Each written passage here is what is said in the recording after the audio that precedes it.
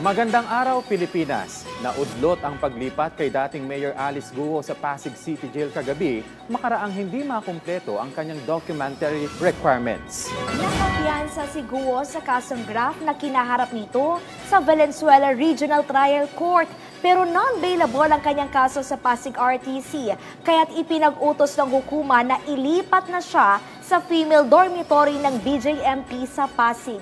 Yan ang sentro ng balita ni Isaiah Mirafuentes. Hindi natuloy ang pagdadala sana kay dating Bamban City Mayor Alice Guo sa Pasig City Jail kagabi. Ito mismo ang inanunsyo ni BJMP spokesperson Superintendent J. Rex Bustinera. Yan ay matapos mabigo ang kanyang kampo na makompleto ang kinakailangang requirements para mailipat si Guo sa nasabing city jail. Ang dahilan po dito hindi po na-comply lahat ng documentary requirements sa commitment o yung requirements din ng BJMP. Ang na-secure po nila ay original copy lang ng commitment order. Hindi rin po umabot yung other medical requirements namin katulad ng x-ray at iba pa. At bagamat nakapagpiyansa si Guo sa kasong graft, inaresto pa rin siya at nakatakda sanang maditine kagabi sa Pasig City Jail habang nililitis ang kanyang kaso sa qualified human trafficking. Ito ay dahil sa pagkakaugnay ni Guo sa Pogo sa Bamban. Non-bailable o walang kaukulang piyansa ang qualified human trafficking na kaso ni Guo.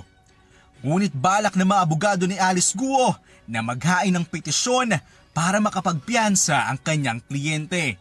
Iginit naman ng BJMP, walang magiging VIP treatment kay Guo sakaling mailipat na siya sa Pasig City Jail. Kung sakali pong dadalhin yan dito sa Pasig City Jail, may congestion rate po talaga dito na mataas, nasa 228%. Ang populasyon natin dyan ng mga nakakulong ay 135.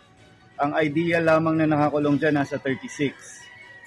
Kada selda ay nasa 45 ang laman na dapat nasa 6 o 7 lamang. Doon sa mga selda na yon, isasama ang dating mayora na si Alice Guo. Sinisiguro naman ng BJMP na magiging ligtas si Guo sakaling mailipat siya sa Pasig City Jail. Samantala, nilinaw din ng BJMP na walang inaasahang magiging paglipat kay Guo ngayong weekend. Sa ngayon, nananatili pa rin si Guo sa custodial facility ng Camp Crame. Isaiah Mirafuentes para sa Pambansang TV sa Bagong Pilipinas.